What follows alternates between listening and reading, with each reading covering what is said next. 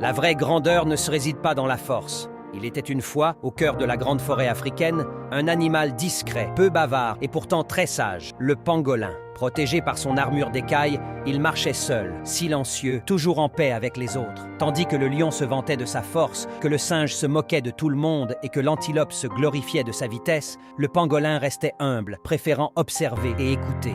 Un jour, la forêt fut frappée par une terrible épreuve. La terre commença à trembler, les rivières s'asséchèrent et les arbres se mirent à perdre leurs feuilles en plein milieu de la saison verte. Les animaux, affolés, se réunirent autour du baobab sacré. « C'est sûrement la faute du lion !» cria le singe. « Non, c'est la paresse de l'éléphant !» grogna l'hippopotame. « Ou peut-être la méchanceté de l'hyène !»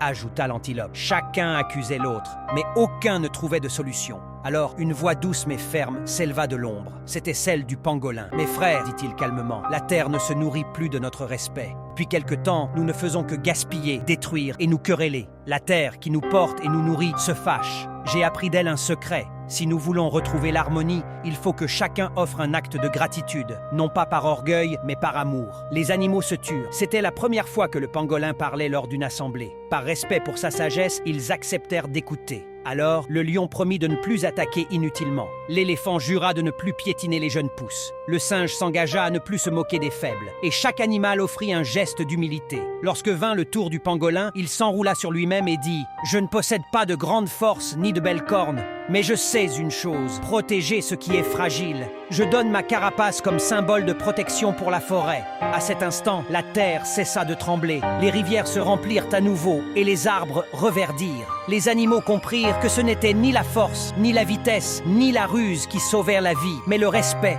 l'humilité et la protection du bien commun. Depuis ce jour, le pangolin fut reconnu comme le gardien du secret de la terre, et la forêt ne l'oublia jamais.